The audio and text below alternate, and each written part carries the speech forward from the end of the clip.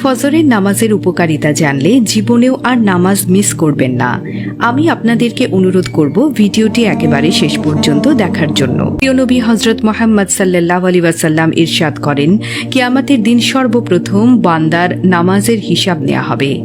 যদি তার নামাজ ঠিক হয় তবে তার সকল আমল সঠিক বিবেচিত হবে, আর যদি নামাজ বিনষ্ট হয় তবে তার সকল বিনষ্ট বিবেচিত হবে। তিরমিজি শরীফ 278। অন্যান্য নামাজের তুলনায় ফজরের নামাজ আদায়ের গুরুত্ব অনেক অনেক বেশি, কারণ যে সময়টিতে সবাই প্রায় ঘুমের ঘোরে ব্যস্ত থাকে, সেই সময়টিতে আরামের ঘুম ভেঙে সকাল সকাল উঠে নামাজ আদায় করা সবার জন্য সহজ নয়। তাই ফজরের নামাজ আদায় করার জন্য এবং জামাতের সঙ্গে তা আদায় করা। প্রিয় নবী সাল্লাল্লাহু আলাইহি ওয়াসাল্লাম এই সম্পর্কে অনেক সাহাবীর কথা হাদিসে ঘোষণা করে গেছেন। 1 নাম্বার, জাহান্নাম থেকে মুক্তি এবং জান্নাত প্রাপ্তির সুসংবাদ। সুবহানাল্লাহ।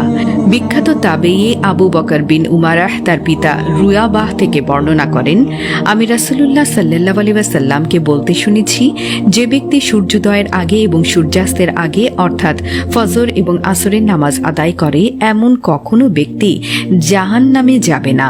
সুবহানাল্লাহ। মুসলিম শরীফ হাদিস নাম্বার 1322। দ্বিতীয় নাম্বার হচ্ছে ফজরের নামাজে দাঁড়ানো সারা রাত দাঁড়িয়ে নামাজ পড়ার সমান। হযরত উসমান ইবনে আফফান রাদিয়াল্লাহু আনহু থেকে বর্ণিত, রাসূলুল্লাহ সাল্লাল্লাহু আলাইহি ওয়াসাল্লাম বলেছেন, যে ব্যক্তি জামাতের সঙ্গে এশার নামাজ আদায় করল, সে যেন অর্ধেক রাত পর্যন্ত নফল নামাজ আদায় করল, আর যে ব্যক্তি ফজরের নামাজ আদায় করল, সে যেন সারা রাত জেগে নামাজ আদায় করল। সুবহানাল্লাহ। মুসলিম শরীফ হাদিস নম্বর 1377। তৃতীয় নম্বর হচ্ছে কিয়ামতের দিন সরাসরি আল্লাহকে দেখার সৌভাগ্য লাভ করবে। রাসূল সাল্লাল্লাহু আলাইহি ওয়াসাল্লাম বলেন, যে ব্যক্তি তার আরামের ঘুম ভেঙে তার ফজরের নামাজ পড়বে, সে ব্যক্তি কিয়ামতের দিন আল্লাহর দিদার লাভ করবে। বুখারী শরীফ হাদিস নাম্বার 573। এটি হলো বান্দার জন্য সর্বোত্তম পুরস্কার। হযরত হারির বিন আব্দুল্লাহ রাদিয়াল্লাহু তাআলা আনহু বর্ণনা করেন, একবার আমরা নবী করিম সাল্লাল্লাহু আলাইহি ওয়াসাল্লামের কাছে উপস্থিত ছিলাম। হঠাৎ তিনি পূর্ণিমার চাঁদের দিকে তাকিয়ে বললেন, ওই চাঁদকে তোমরা যেমন দেখছো, ঠিক তেমনি অচিরেই তোমরা তোমাদের প্রতিপালককে স্পষ্ট দেখতে পাবে। তাকে দেখতে তোমার কোনো ভিড়ের সম্মুখীন হবে না। কাজেই তোমার যদি সূর্যোদয়ের আগে ও সূর্যাস্তের আগে সালাত আদায় করো, তাহলে তোমরা তাই অর্জন করবে। সুবহানাল্লাহ।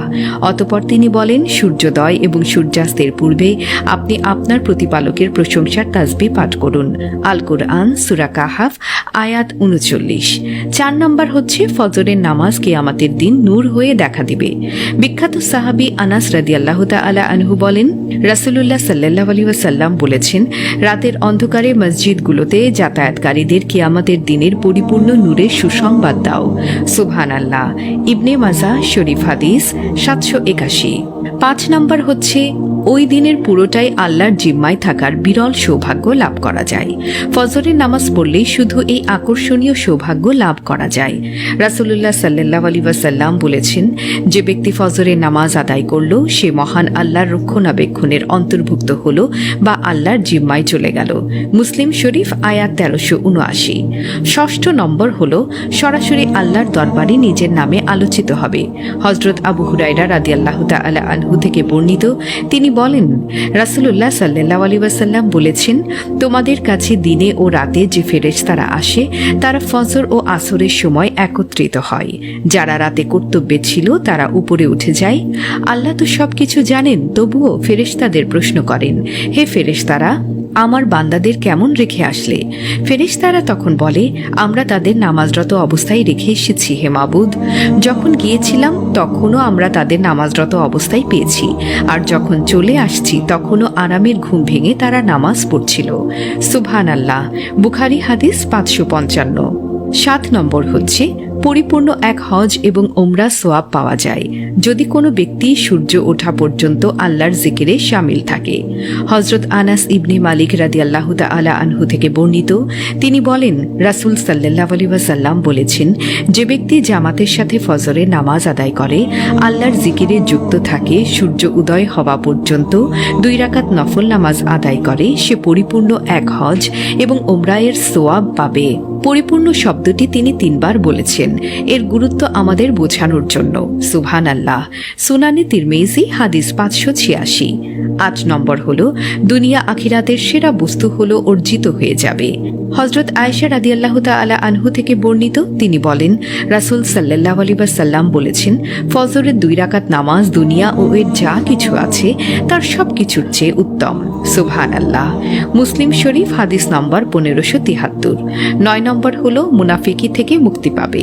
হযরত আবু হুরায়রা রাদিয়াল্লাহু আনহু থেকে বর্ণিত, তিনি বলেন, রাসূল সাল্লাল্লাহু আলাইহি ওয়াসাল্লাম বলেছেন, মুনাফিকদের উপর ফজর ও ঈশার নামাজ অপেক্ষা অধিক ভারী নামাজ আর নেই। যদি তারা এই ফজিলত ও গুরুত্ব জানত তাহলে হামাগুড়ি দিয়ে হলেও অবশ্যই মসজিদে উপস্থিত হতো। বুখারী শরীফ 2543। শুধু ইসলামের দিক দিয়ে নয়, বিজ্ঞানের দৃষ্টিতেও ভোরে ঘুম থেকে ওঠা শরীর ও মনকে ভালো রাখতে একটি গুরুত্বপূর্ণ ভূমিকা পালন করে। সকালে ঘুম থেকে উঠলে তাদের সারাদিন ভালো ও সুন্দর কাটে, কর্মক্ষেত্রেও সফল হওয়া যায়, ব্রেইন ভালো থাকে, অনেক রোগ থেকে মুক্তি পাওয়া যায়, মানসিক চাপ থেকে মুক্তি সহ আর অনেকভাবে সফল হওয়া যায়, চেহারায় নূর ভেসে ওঠে।